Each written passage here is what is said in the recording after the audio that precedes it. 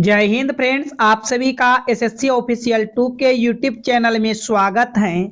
आज की क्लास में आरआरबी ग्रुप डी एनटीपीसी 2025 के मोस्ट इम्पोर्टेंट प्रश्न को करेंगे। इस क्लास में हम आपके लिए reasoning, maths, GK, GS, science के इम्पोर्टेंट प्रश्न लेकर आए हैं फ्रेंड्स। और हम आपके लिए रेलवे करके प्लेलिस्ट बना दिए हैं फ्रेंड्स। आप वहां से जाकर सभी वीडियो को देखिएगा। सिर्फ वहां पर आपको रेलवे का ही वीडियो मिलेगा।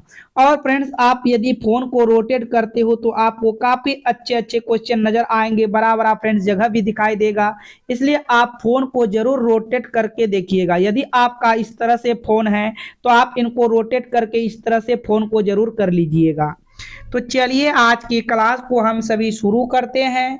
इस क्लास को शुरू करने से पहले फ्रेंड्स, आपको जो भी शब्द, संख्या, नंबर दिया जाएगा आप उन पर विचार कीजिएगा और समझने का प्रयास कीजिएगा। तो जैसे आज की क्लास में यहाँ पर देखो, पहला प्रश्न है, कह रहा है नीचे एक पासे के 4 प्रारूप को दर्शाया गया है। इस पासे में अंक 2 के विपरीत फलक पर कौन सा अंक होगा। यहाँ से हमको किसका विपरीत बताना है फ्रेंड्स, यहाँ से 2 के विपरीत बताना है। सबसे पहले हम यहाँ पर 2 देखेंगे, यहाँ पर है, और 2 के साथ यहाँ पर देखेंगे 3 और 4 है। क्या दूसरे पासे में 3 4 है? नहीं है, इस पासे को छोड़ देंगे। क्या तीसरे पासे में 3 4 है? यहाँ पर आपको 3 और 4 देखो दिख रहा है। आप इन 3 4 से 3 4 को कट कर दो। जब हम 3 4 से 3 4 को कट कर दिए, अब यहाँ पर 2 बच गया और तीसरे पासे में 5 बच गया। तो यहाँ से आपका 2 का अपोजिट 5 होगा, 5 का अपोजिट 2 होगा। तो यहाँ से आपका सही जवाब विकल्प सी होगा। यहाँ से सही जवाब क्या होगा फ्रेंड्स, विकल्प सी आ जाएगा। तो उम्मीद करते हैं आप यहाँ तक प्रश्न को समझ गए होंगे। अब देखो कितने के माइंड में ये भी आएगा कि 2 तो यहाँ पर भी था। यदि 2 यहाँ पर था तो क्या यहाँ से आपका आंसर नहीं आ सकता है? बिल्कुल यहाँ से भी आ सकता था, लेकिन आप देखो इनमें 2 हैं, इन 2 के साथ 1 और 3 है। क्या किसी पासे में 1 और 3 है कॉमन? नहीं है, इसलिए आप यहाँ से आंसर नहीं बता सकते हो। अब फिर कहेगा यहाँ पर भी तो 2 है, यहाँ से भी आंसर आपका आ सकता था, लेकिन यहाँ पर देखो 6 4 है। क्या किसी पासे में 6 4 है? नहीं है, इसलिए आप यहाँ से भी आंसर को नहीं ला सकते हो। चलिए आगे की ओर बढ़िएगा, प्रश्न संख्या 2 को देखिएगा। ये आपके पास प्रश्न संख्या 2 है। वेन डायग्राम का प्रश्न है, कहता है निम्न में से कौन सा वेन डायग्राम आम, फल और सब्जी के बीच के संपर्क को सबसे अच्छी तरह दर्शाता है। यहाँ से आपको बताना है फ्रेंड्स कि कौन सा डायग्राम आम, फल और सब्जी का बनेगा। ध्यान से आप देखिएगा। सबसे पहले हम यहाँ से आम का डायग्राम बनाएंगे। ये आम का डायग्राम बनाए। आम का डायग्राम बनाने के बाद फ्रेंड्स फल का डायग्राम बनाएंगे। तो फल का डायग्राम बनाने से पहले देखेंगे आम और फल में कोई रिश्ता है क्या। फ्रेंड्स याद रखिएगा, आम जो है वह फल के अंदर आ जाएगा। आम किसके अंतर्गत आ जाएगा? फल के अंतर्गत आ जाएगा। लेकिन सब्जी फ्रेंड्स, क्या फल और आम के साथ कोई रिश्ता बना रहा है? तो सब्जी अलग है। तो सब्जी का डायग्राम आप यहाँ से इस तरह से बनाइएगा। तो यहाँ पर आपको डायग्राम जो है बी में नजर आएगा। तो यहाँ से आपका बी क्या हो जाएगा? राइट आंसर हो जाएगा फ्रेंड्स। प्रश्न संख्या 2 का आंसर बी करेक्ट हो जाएगा। चलिए आगे की ओर बढ़िएगा, प्रश्न संख्या 3 को देखते हैं। ये भी आपका देखो वेन आरेख का ही प्रश्न है, इसलिए आप ध्यान से देखिएगा। कहता है निम्नलिखित में से कौन वेन डायग्राम गाजर, भोजन, सब्जी वर्गों के बीच सही सही संबंध को दर्शाता है। तो ध्यान से आप देखिएगा फ्रेंड्स, ये गाजर जो है, भोजन और सब्जी जो है, याद रखिएगा सबसे पहले हम भोजन का डायग्राम बनाएंगे। भोजन जो है फ्रेंड्स, ये सब्जी जो है भोजन के अंतर्गत आएगा, और ये गाजर जो है सब्जी के अंतर्गत चला जाएगा। गाजर आपका एक सब्जी है, याद रखिएगा, फल आप नहीं कह सकते हो। इसलिए सबसे पहले हम यहाँ पर ये भोजन का डायग्राम बना दिए। ये किसका डायग्राम है? ये भोजन का डायग्राम है। उसके बाद सब्जी का डायग्राम होगा, और सब्जी जो है, सब्जी का डायग्राम भोजन के अंतर्गत, और गाजर किसके अंतर्गत आएगा? सब्जी के अंतर्गत आ जाएगा। तो यहां से आपका डायग्राम ए वाले सही होगा। यहां से डायग्राम ए वाले क्या होगा फ्रेंड्स? बिल्कुल राइट आंसर होगा। कुछ प्रश्न मैथ्स के होंगे जो आपको टेस्ट के रूप में छोड़ेंगे, एसडब्ल्यू के रूप में छोड़ेंगे, आप उनको जरूर जवाब दीजिएगा कमेंट में फ्रेंड्स। आगे की ओर बढ़िएगा, प्रश्न संख्या 4 को देखते हैं। तो ये आपका प्रश्न संख्या 4 है, मोस्ट इंपोर्टेंट है। कहता है एक 18 सेंटीमीटर के ठोस घन से यदि 3 सेंटीमीटर के छोटे छोटे घन बनाए जाए तो कुल कितने घन बनेंगे। तो यहाँ से आपको देखना है, ध्यान से समझना है फ्रेंड्स। कहने का मतलब हुआ कि ये जो है आपका अभी 18 सेंटीमीटर वाला घन है। ये कितना सेंटीमीटर वाला घन है, ये आपका 18 सेंटीमीटर वाले घन है। लेकिन इसको काट कर इसे पिघला कर छोटे छोटे बनाना है। ये अभी जितना भी हम अभी बना रहे हैं फ्रेंड्स, ये आपका 18 सेंटीमीटर वाले घन है। ये क्या है, आपका 18 सेंटीमीटर वाले घन है। लेकिन अब ये तो आपका सभी भुजा 18 का 18 है। अब इसको काट कर पिघला कर 3 सेंटीमीटर वाला बनाना है। तो आप जो है कितने घन बना सकते हो, कहने का मतलब ये हुआ प्रश्न को। तो कुछ नहीं करना है फ्रेंड्स, आप 18 को देखो भाग लगा दो। किससे भाग लगा दो, 3 से भाग लगा दो। कितने बार में गया, 6 बार में। तो छोटे घन की भुजा कितना आया, छोटे घन की भुजा 6 आया। तो कुल घन का आयतन निकाल देंगे। घन का आयतन होता है भुजा क्यूब। 6 का आप क्या कीजिएगा, क्यूब कीजिएगा। तो हम कह सकते हैं 216 घन बना सकते हैं। 3 सेंटीमीटर वाले के कितने घन बना सकते हैं फ्रेंड्स, 216 घन बना सकते हैं। यहां से आपका ए राइट आंसर होगा। यहां से ए क्या हो जाएगा, आपका बिल्कुल सही जवाब होगा प्रश्न संख्या 4 का। यदि फ्रेंड्स आप सभी को वीडियो पसंद आ रहा है, समझ में आ रहा है, तो आप सभी वीडियो को लाइक कीजिएगा। चैनल पर पहली बार आए हो, चैनल को सब्सक्राइब करके साथ में नोटिफिकेशन घंटी को जरूर ऑल कीजिएगा। तो ये आपका प्रश्न संख्या 5 है। आप सभी ध्यान पूर्वक समझिएगा प्रश्न को। कहता है एक व्यक्ति का मुंह उत्तर की ओर है, वह घड़ी की सुइयों की दिशा में 45 डिग्री घूम जाता है। इसके बाद वह घड़ी की सुइयों के विपरीत दिशा में 90 डिग्री घूम जाता है। अब उसका मुंह किस दिशा में होगा। देखो, इसके लिए आपको डायरेक्शन का नॉलेज होना चाहिए। याद रखिएगा, ऊपर की तरफ उत्तर होता है, उसके जस्ट विपरीत दक्षिण होगा, दाएं हाथ की तरफ पूर्व होगा, बाएं हाथ की तरफ पश्चिम होगा। और देखो यहाँ पर ये कोण यहाँ से यहाँ 90 डिग्री का बनाएगा। यहाँ से यहाँ आप चलते हो तो ये 90 डिग्री का बनाएगा। यदि आप आधा दूरी इसके 20 तक चलते हो, यहाँ से यहाँ चलते हो तो इधर से 45, इधर से यहाँ पर आप चलते हो तो 45। तो यहाँ पर अब क्या बोला फ्रेंड्स, एक व्यक्ति का मुंह जो है उत्तर की तरफ है। मान लो व्यक्ति का मुंह है, इस जगह व्यक्ति खड़ा है और उस व्यक्ति का मुंह उत्तर की तरफ है। व्यक्ति का मुंह कहाँ है, उत्तर की तरफ है। ध्यान से आप बात समझिएगा, व्यक्ति का मुंह जो है उत्तर की तरफ है। अब कहता है वह घड़ी की सुइयों की दिशा में 45 डिग्री घूमता है। घड़ी फ्रेंड्स इधर से घूमता है इस तरह से, तो वह 45 डिग्री घूम रहा है, मतलब इसके बीच में रहेगा। हम अभी आपको बताएं, वो 45 डिग्री घूम रहा है, उसके ये इसके बीच में रहेगा। अब फिर क्या कहता है, इसके बाद वह घड़ी की सुई के विपरीत दिशा 90 डिग्री घूमता है। यदि वह घड़ी के सुई के विपरीत दिशा 90 डिग्री घूमेगा तो यहाँ से यह घूम के फिर यहाँ आएगा 45 होगा। इसका मतलब ये वाला दूरी को कवर करेगा तब 90 डिग्री होगा। तो अब देखो, व्यक्ति यहाँ से घूमकर यहाँ पर उसका मुंह आ गया। अब पूछ रहा है अब उसका मुंह किस दिशा में है। तो देखो यहाँ पर ये बीच में है, उत्तर की तरफ भी है और पश्चिम के भी तरफ है। तो हम यहाँ से कह सकते हैं उत्तर एंड पश्चिम। क्या कहेंगे फ्रेंड्स, उत्तर एंड पश्चिम। यहाँ से आपका बी राइट आंसर होगा। यहाँ से बी क्या हो जाएगा, बिल्कुल सही जवाब होगा, उत्तर एंड पश्चिम की होगा। चलिए आगे की ओर बढ़िएगा, प्रश्न संख्या 6 को देखिएगा। ये आपका प्रश्न संख्या 6 है, ध्यान से समझिएगा फ्रेंड्स। कैलेंडर के प्रश्न है। कहता है यदि किसी महीने का 10वां दिन शनिवार होता तो उस महीने का 27वां दिन क्या होगा। किसी महीने का 10वां दिन शनिवार है तो उस महीने का 27वां दिन क्या होगा। कुछ ज्यादा नहीं करना है फ्रेंड्स, आपको यहाँ पर लिखना है। ये 10 तारीख क्या था, 10 तारीख जो है शनिवार था। 10 तारीख को कौन सा दिन था, शनिवार था। आप 10 में 7 को जोड़ो, फिर 17 तारीख को क्या होगा, 17 तारीख को फिर शनिवार होगा। 17 में 7 को जोड़ो, फिर 17 में 7 को जोड़ेंगे तो यहाँ पर फिर 24 तारीख को शनिवार होगा। यदि आप 7 जोड़ोगे तब तो बहुत ज्यादा दूर चले जाओगे, लेकिन हमको रहना है 27 तक। तो 24 के बाद आपका होगा 25, उसके बाद 26, 26 के बाद 27 होगा। तो ये तो आपका शनिवार हो गया। ये आपका हो जाएगा, यहाँ से देखिएगा, ये आपका हो जाएगा रविवार, ये हो जाएगा सोमवार और ये हो जाएगा मंगलवार। तो 27 तारीख को कौन सा दिन होगा? तो 27 तारीख को मंगलवार होगा। यहां से आपका बी सही होगा। यहां से बी क्या होगा फ्रेंड्स? राइट आंसर हो जाएगा प्रश्न संख्या 6 का।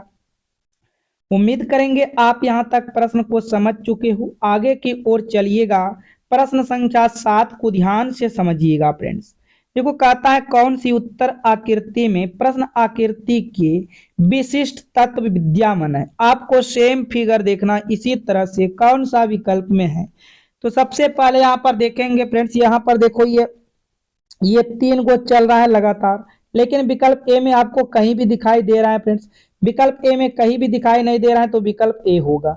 क्या आपको ये फिगर विकल्प बी में कहीं पर दिखाई देता है फ्रेंड्स? विकल्प बी में भी नहीं है, तो आप इसको भी करोगे गलत। दो तो आपने देखते देखते गलत कर दिए। उसके बाद देखेंगे सी में। सी में आपको देखो ये वाला यहाँ पर दिख रहा है, और यहाँ पर जो जो दिखता है आप यहाँ से घेरते जाइएगा। यहाँ पर देखो ये वाला फिगर, यहाँ पर देखो सी में भी है और डी में भी है। आगे देखिएगा ये प्लस है फ्रेंड्स, तो क्या प्लस है? देखो यहाँ पर भी प्लस है, लेकिन यहाँ पर डी में प्लस नहीं है, तो ये भी आपका गलत हो गया। यहाँ से आपका सी राइट आंसर होगा। सी में सभी फिगर मैच हो रहा है फ्रेंड्स, तो आपका क्या होगा? सी बिल्कुल राइट आंसर हो जाएगा। आगे की ओर बढ़िएगा। प्रश्न संख्या 8 को देखते हैं। ये आपका प्रश्न संख्या 8 रहा। कहता है देखो 8 जो है ये संबंधित है 128 से, उसी प्रकार 6 का संबंध किनके साथ होगा? ये प्रश्न आपका एनोलॉजी का है। ये प्रश्न इस तरह से रहता है, 8 का संबंध 128 के साथ है, तो फ्रेंड्स 6 का संबंध किनके साथ है ये बताना है। तो क्या करें फ्रेंड्स, यदि हम 8 का स्क्वायर कर दें, यदि हम 8 का स्क्वायर कर दें तो 8 का स्क्वायर यहाँ से क्या आ जाएगा? 64 आ जाएगा। 8 का स्क्वायर करेंगे 64, और 64 का डबल करेंगे तब जाकर आपको 128 मिलेगा। उसी प्रकार आप 6 का स्क्वायर करते हो, 6 का स्क्वायर 36 होगा। 36 का भी आप डबल करोगे, 36 का डबल 72 होगा। 36 का डबल क्या होगा फ्रेंड्स? 72 होगा। और यहां से आपको विकल्प बी में नजर आएगा, तो यहां से बी आपका क्या होगा? राइट आंसर हो जाएगा प्रश्न संख्या 8 का। चलिए नेक्स्ट प्रश्न की ओर बढ़िएगा फ्रेंड। प्रश्न संख्या 9 को देखिएगा। ये प्रश्न संख्या 9 है। देखो कहता है यदि ए डबल अल आल को जो है 25 लिखा जाता है, नाव को 52 लिखा जाता है, तो नन को क्या लिखा जाएगा? तो सबसे पहले हम सभी यहाँ पर देखेंगे आखिर में इसका लॉजिक क्या है फ्रेंड्स। तो सबसे पहले ए का नंबर आपका 1 होता है, प्लस कीजिएगा, एल का नंबर 12 होगा, फिर एल का नंबर 12 होगा। इन सभी को आप जोड़िएगा, 12 12 24 1 25। देखो सभी का नंबर को लिखकर जोड़ा गया है। उसी प्रकार चेक कीजिएगा एन, एन का नंबर यहाँ से 14 आएगा, ओ का नंबर 15 आ जाएगा, और डब्लू का नंबर 23 आएगा। सभी को ऐड कीजिएगा, 3 और 5 8, 8 4 12 होगा, 12 के 2 हो जाएगा, फिर 2 2 4 1 5 हो जाएगा। यहाँ से देखो 52 मिल गया। आप क्यों ना सेम लॉजिक नाव में भी लगा दो। एन का नंबर यहाँ से 14 होगा, ओ का नंबर 15 आएगा, और यहाँ पर फिर देखिएगा आगे फ्रेंड्स क्या है, आगे फिर एन का नंबर 14 होगा, और ई का नंबर 5 होगा। सभी को ऐड कीजिएगा, 5 और 4 9, 9 और 5 14, 14 और 5 यहाँ से 19, 5 4 9, 9 5 14, 14 और 4 18 होगा। 14 और 4 क्या हो जाएगा? 18 होगा। हासिल 1 रहेगा, 1 1 2 2 1 3 हो जाएगा, 4 होगा। यहाँ से आप कह सकते हो नन को क्या लिख सकते हो फ्रेंड्स? नन को 48 लिख सकते हैं। यहाँ से आपका बी राइट आंसर होगा। यहाँ से बी क्या हो जाएगा? आपका बिल्कुल सत्य जवाब होगा। आगे की ओर बढ़िएगा। प्रश्न संख्या 10 को देखते हैं। यह आपका प्रश्न संख्या 10 है। ध्यान से आप प्रश्न को हल कीजिएगा। देखो यहाँ पर 4/9 है, 9/20 है, आगे क्वेश्चन मार्क है, फिर 39/86 है। तो आपको बताना इन क्वेश्चन मार्क के स्थान पर क्या आएगा। देखो आप एक एक करके हल कीजिएगा फ्रेंड्स। आप सबसे पहले ऊपर वाले को ही हल कर लो। यदि हम ऊपर वाले को हल करेंगे तो 4 से 9 पर जाएंगे। यदि हम 4 से 9 पर जाएंगे तो 4 को गुना करेंगे 2 से। आप इस तरह से सीरीज को लिख लो, 4, 9, आगे है क्वेश्चन मार्क, आगे है 39। ठीक है फ्रेंड्स, आप नीचे वाले भी सीरीज को इधर लिख लो साइड में, कोई दिक्कत नहीं है। आप अलग अलग हल कर लो या एक साथ हल कर लो, वह आपके ऊपर डिपेंड करता है। तो यहाँ से अब देखिएगा क्या लॉजिक चल रहा है। 4 को गुना करेंगे 2 से 8 होगा, 8 में 1 को जोड़ देंगे 9 होगा, उसी प्रकार आगे जाएंगे, इसमें भी गुना करेंगे, 2 से प्लस 1 करेंगे, 9 दूना के 18, 18 एक 19 होगा। इसी तरह आगे देखिएगा, क्या लॉजिक सेम लग रहा है। गुना 2 38 हुआ, 19 में 2 से गुना किया 38, 38 में 1 जोड़े 39, बिल्कुल। इसका मतलब ऊपर में तो फ्रेंड्स हम समझ गए, ऊपर में क्या आएगा, ऊपर में 19 आएगा। तो आप यहाँ पर देखते देखते भी आंसर अब बता सकते हो, लेकिन आपको चेक कर लेना है। यहाँ पर आप गुना कीजिएगा, कितना से गुना कीजिएगा, 2 से 18 हुआ, और इसमें प्लस भी कीजिएगा 2 से। उसी प्रकार यहाँ पर गुना कीजिएगा 2 से, 20 दूना 40 हुआ, 40 में 2 जोड़िएगा, यहाँ से 42 हो गया। आगे देखिएगा, गुना 2 कीजिएगा, 42 दूना 84, 84 में 2 को जोड़िएगा, 86 हुआ। तो नीचे आपका 42 आ जाएगा, और यहाँ पर आपको दिख रहा है कि विकल्प बी में है। तो आपका यहाँ से बी क्या होगा फ्रेंड्स, राइट आंसर हो जाएगा प्रश्न संख्या 10 का। उम्मीद करते हैं आप यहाँ तक प्रश्न को समझ चुके हो। आगे की ओर बढ़िएगा, प्रश्न संख्या 11 को देखिएगा। तो ये आपका प्रश्न संख्या 11 है। देखो क्या कहता है, कश्मीर पृथ्वी का स्वर्ग है। जो भी आपके पास कथन कहेगा, आप उन कथन को 100% सत्य मानोगे। फ्रेंड्स, कश्मीर जो है पृथ्वी का स्वर्ग है। हाँ, ये बात सही है, कश्मीर जो है पृथ्वी का स्वर्ग है। निष्कर्ष देखिएगा क्या कहता है, कश्मीर सबसे सुंदर स्थान है। देखो फ्रेंड्स, कश्मीर सबसे सुंदर स्थान है, इसलिए तो कश्मीर का पृथ्वी का स्वर्ग कहा गया है। ये आपका बिल्कुल यहाँ से सही होगा। दूसरा कहता है, कश्मीरी लोग सबसे अच्छे लोग हैं। देखो, ऐसा लोग के बारे में कथन में कहीं पर भी चर्चा नहीं किया गया, हम इसको नहीं सत्य कर सकते हैं कि कश्मीरी लोग सबसे अच्छे लोग होते हैं, ये हम नहीं बता सकते हैं। तो यहाँ से हम कह सकते हैं केवल निष्कर्ष एक तर्क संगत है। यहाँ से क्या बता सकते हैं फ्रेंड्स, केवल निष्कर्ष एक तर्क संगत है।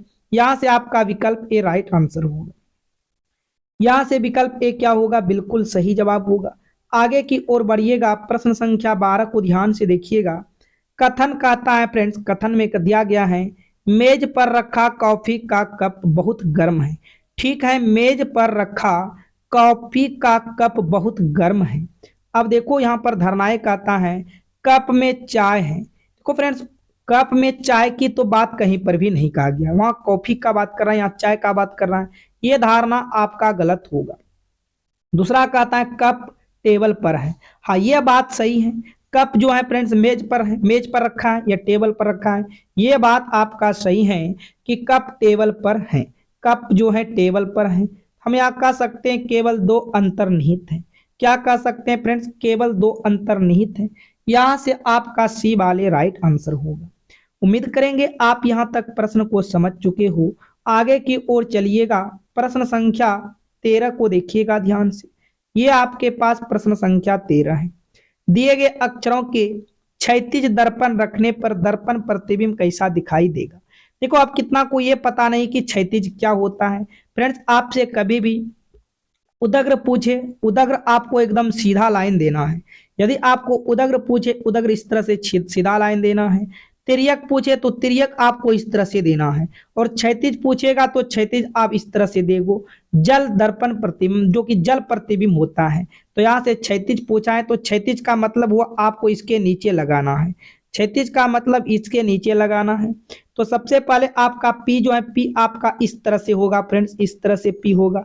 तो यहाँ से देखते देखते आपका उत्तर निकल गया। यहाँ पर देखिएगा डी होगा। क्या होगा इसका सही जवाब फ्रेंड्स, डी होगा। आपको टाइम को वेस्ट नहीं करना है, बस आपको रूल्स पता याद होना चाहिए कि क्या आखिर में होता है। ठीक है, देखो पी के अलावा इस तरह से किसी भी विकल्प में है नहीं, तो क्यों फ्रेंड्स टाइम को यहाँ पर वेस्ट करें। आगे की ओर बढ़िएगा, प्रश्न संख्या 14 को देखिएगा। तो ये आपका प्रश्न संख्या 14 है, काफी इंपोर्टेंट है। देखो कहता है, 6 मित्र पी पी के आर एस टी और हम एक षष्ठ भुजाकार मेज पर है। देखो कैसा भुजाकार मेज पर है, षष्ठ भुजाकार मेज पर है, ये वाला मेज पर है। तो यहाँ पर हम बना लेते हैं फ्रेंड्स, ध्यान से देखिएगा, इस तरह से षष्ठ भुजाकार मेज पर है। तो यहाँ से हम इस तरह से बना लिए। अब जो भी कहेगा आप ध्यान से यहाँ पर प्रश्न को बनाने का प्रयास कीजिएगा। अब बैठेगा, इसी पे ना बैठेगा फ्रेंड्स, इस तरह से बैठेगा, ये सभी कोना पर इस तरह से बैठेगा।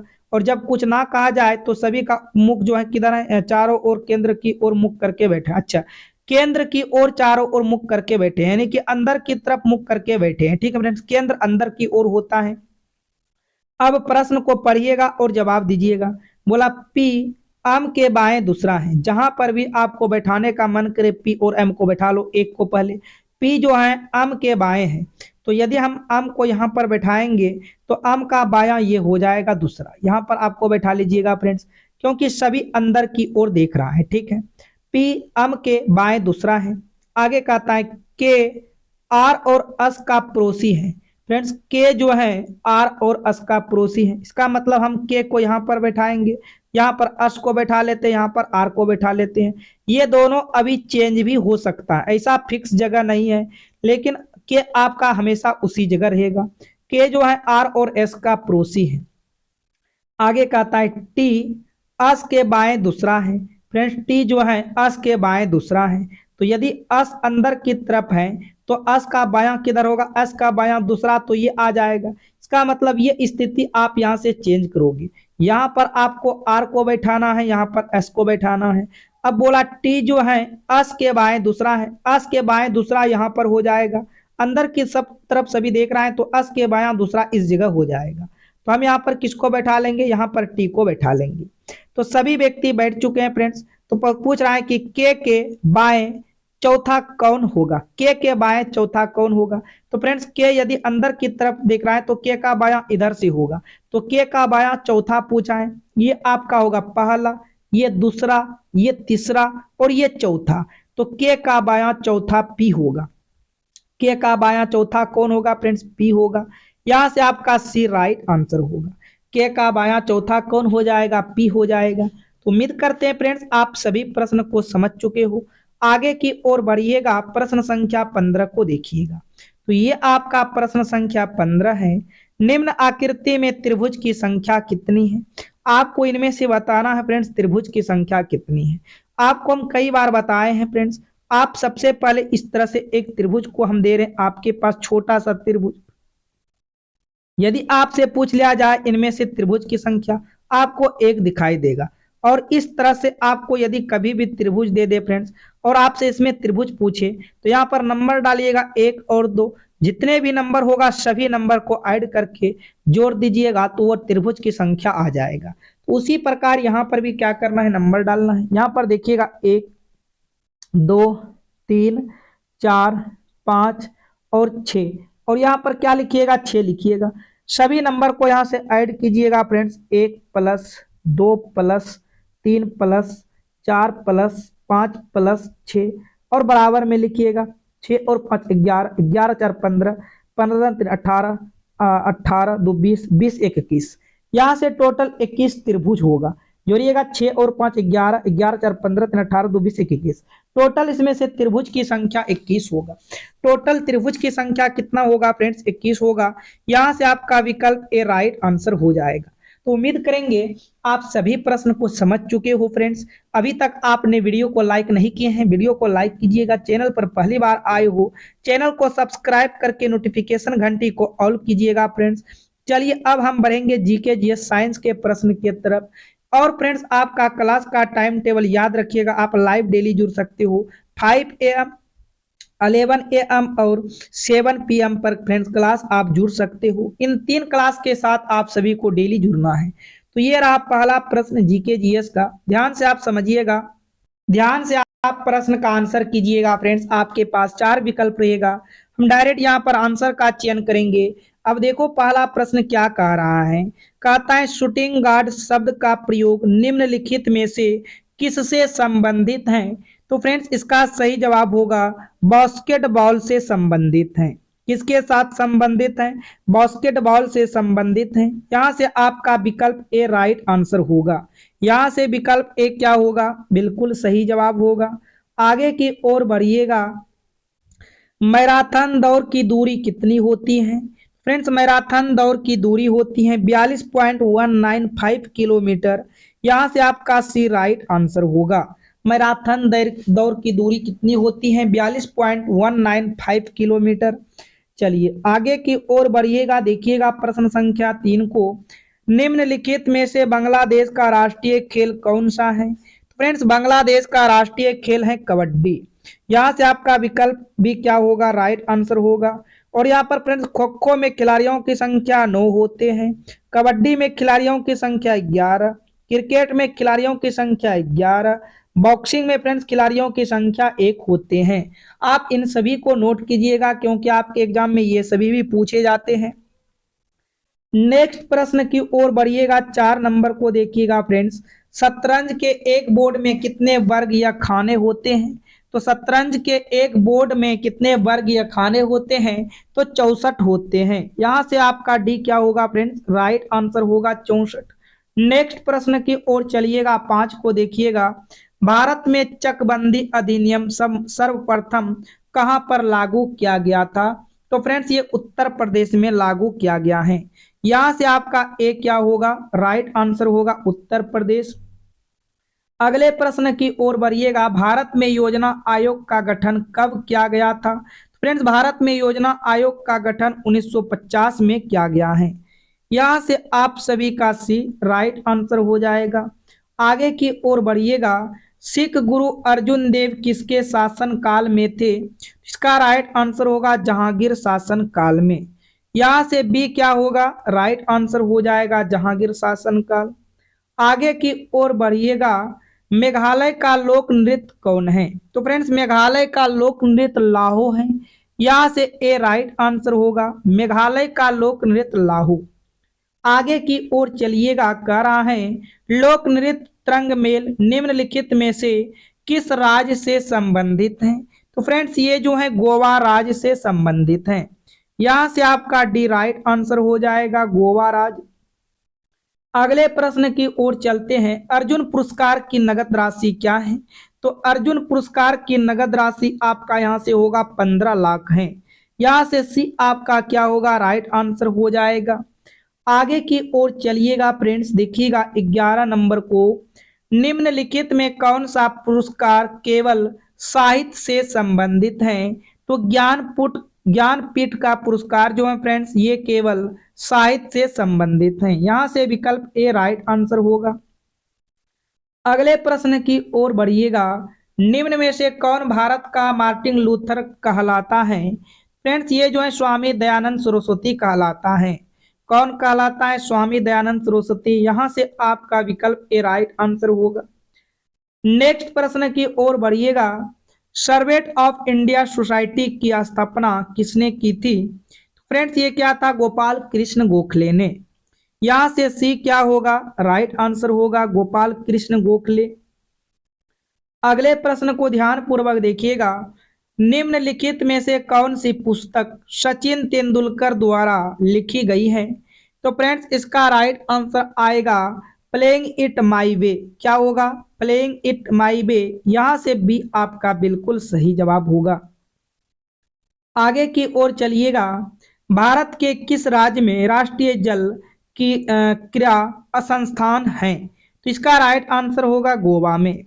कहा है फ्रेंड्स? गोवा में। यहां से डी आपका बिल्कुल सही जवाब होगा। अगले प्रश्न की ओर चलते हैं, कहता है क्या फ्रेंड्स मुरुगप्पा गोल्ड कप किस खेल से संबंधित है? तो यह है हॉकी खेल से संबंधित। किससे? हॉकी खेल से संबंधित। क्रिकेट 11 खिलाड़ी, टेबल टेनिस 1 या 2, हॉकी 11, फुटबॉल फ्रेंड्स 11। ये सभी भी आपको नोट कर लेना है। आगे की ओर चलिएगा, किस तत्व की कमी के कारण घेंघा रोग हो जाता है? तो फ्रेंड्स इसका राइट आंसर क्या होगा? आप सभी बताइएगा। इसका राइट आंसर होगा आयोडीन। यहां से बी आपका क्या होगा? राइट आंसर होगा किस तत्व की कमी के कारण घेंघा रोग हो जाता है? तो आयोडीन की कमी से घेंघा रोग उत्पन्न होता है। अगले प्रश्न की ओर चलिएगा, विवेकानंद रॉक मेमोरियल कहाँ पर स्थित है? तो विवेकानंद रॉक मेमोरियल जो है फ्रेंड्स ये कन्याकुमारी में स्थित है। यहां से आपका एक करेक्ट हो जाएगा। अगले प्रश्न की ओर बढ़ते हैं, कहता है भारत में न्यूनतम वेतन अधिनियम किस वर्ष लागू किया गया था? तो फ्रेंड्स इसका राइट आंसर होगा 1948 में किया गया था। यहां से डी आपके बिल्कुल करेक्ट आंसर होगा। आगे की ओर चलिएगा, देखो कहता है फ्रेंड्स भारत में प्रथम आक्रमणकारी कौन थे? भारत में प्रथम आक्रमणकारी कौन थे? आप सभी इसका आंसर फ्रेंड्स कमेंट में बताइए क्या होगा राइट आंसर। मोहम्मद बिन कासिम, मोहम्मद गजनबी, कुतुबुद्दीन ऐबक या मोहम्मद गौरी। भारत में प्रथम आक्रमणकारी कौन थे? इसका आंसर आप कमेंट सेक्शन में जरूर कीजिएगा। आगे कहा था हाथी उत्सव महोत्सव कहाँ मनाया जाता है? फ्रेंड्स, इसका राइट आंसर होगा जयपुर में मनाया जाता है। कहाँ मनाया जाता है? जयपुर। यहां से आपका सी राइट आंसर होगा। अगले प्रश्न की ओर चलिएगा, 22 को देखिएगा ध्यान से। मटकी निम्नलिखित में से किस राज्य का लोकप्रिय लोक नृत्य है? तो ये फ्रेंड्स है मध्य प्रदेश का। कहाँ का है? मध्य प्रदेश। यहां से भी आपका राइट आंसर होगा मध्य प्रदेश। अगले प्रश्न की ओर चलिएगा, तरल अवस्था में पाई जाने वाली अधातु कौन है? तो तरल अवस्था में पाई जाने वाली अधातु ब्रोमीन होती है। यहां से डी आपका राइट आंसर होगा, ब्रोमीन। नेक्स्ट प्रश्न की ओर बढ़िएगा फ्रेंड्स, ध्यान से देखिएगा। सौर पैनल में निम्न में से किस कौन सी धातु प्रयुक्त होती है? इसका राइट आंसर होगा सिलिकॉन। यहां से ए क्या होगा? राइट आंसर हो जाएगा सिलिकॉन। अगले प्रश्न को देखते हैं फ्रेंड्स, ध्यान से। कहता है इडुक्की बांध किस नदी पर बनाया गया है? तो इडुक्की बांध जो है ये पेरियार नदी पर बनाया गया है। मोस्ट इंपोर्टेंट प्रश्न है फ्रेंड्स, आप नोट कर लीजिएगा, कहीं स्टार लगा कर रख लीजिएगा। इडुक्की बांध किस नदी पर बनाया गया है? तो ये पेरियार नदी पर बनाया गया है। आगे की ओर बढ़िएगा, देखते हैं 26 को। कहता है किस किस स्थान पर गौतम बुद्ध ने अज्ञा आत्मा ज्ञान प्राप्त किया था? किस स्थान पर गौतम बुद्ध ने आत्मा ज्ञान प्राप्त किया था? तो बोध गया में प्राप्त किया था। यहां से भी आपका राइट आंसर होगा बोध गया। नेक्स्ट प्रश्न की ओर बढ़िएगा फ्रेंड्स, कहता है मिट्टी का तेल लालटेन बत्ती में इनमें से किस गुण के कारण ऊपर चढ़ता है? तो ये तो फ्रेंड्स सभी बच्चे को याद प्रश्न है, केशिकत्व के कारण। यहां से ए क्या होगा? राइट आंसर हो जाएगा केशिकत्व के कारण। आगे की ओर बढ़िएगा, देखिएगा ध्यान से। लगभग किस तापमान पर पानी का घनत्व अधिकतम होगा? बताइएगा, लगभग किस तापमान पर पानी का घनत्व अधिकतम होगा? तो 4 डिग्री सेंटीग्रेड पर। यहां से बी बिल्कुल राइट आंसर होगा, 4 डिग्री सेंटीग्रेड पर। चलिए आगे की ओर बढ़ते हैं, 29 को देखिएगा फ्रेंड्स। टूथपेस्ट प्राकृतिक में सामान्यतः कैसा होता है? तो टूथपेस्ट प्राकृतिक में सामान्यतः क्षारीय होता है। यहां से आपका डी राइट आंसर हो जाएगा। आगे की ओर चलिएगा फ्रेंड्स, कहता है सुप्रसिद्ध काव्य मेघदूत इनमें से किसकी कृति है? तो सुप्रसिद्ध काव्य मेघदूत इनमें से किसकी कृति है? तो इसका राइट आंसर होगा कालिदास का। यहां से आपका विकल्प भी राइट आंसर होगा फ्रेंड्स। इस जगह से आपके मैथ्स के काफी इंपॉर्टेंट प्रश्न होने वाला है। आप सभी पहले खुद से प्रश्न को पढ़िएगा और हल कर कीजिएगा फ्रेंड्स। अब ध्यान से आप प्रश्न को समझिएगा। देखो कहता है दूध और पानी के 60 लीटर मिश्रण में दूध एवं पानी की मात्रा का अनुपात 3:2 है। यदि हम दूध और पानी की मात्रा का अनुपात 1:1 करना चाहते हैं तब मिश्रण में कितना और पानी मिलाया जाना चाहिए? तो आप वीडियो को रोकिए और पहले खुद से बनाने का प्रयास कीजिएगा फ्रेंड्स। देखो प्रश्न काफी इजी है, यदि आप थोड़ा सा दिमाग लगाते हो तो प्रश्न बन जाएगा। सबसे पहले फ्रेंड्स यहाँ पर दूध एंड पानी का अनुपात दिया है, हम यहाँ पर कह सकते हैं मिल्क एंड वाटर। इसका अनुपात कितना? इसका अनुपात 3:2 दिया गया है। यहाँ पर लिख देंगे 3:2, ठीक है। लेकिन जब इन्हीं दोनों को हम अनुपात में मिलाएंगे तो 5 हो जाएगा। जब अनुपात में मिलाएंगे तो 5 होगा, लेकिन रियल में देखो कितना है? 60 है। तो ये अनुपात 5 किसके बराबर होगा? 60 के बराबर होगा।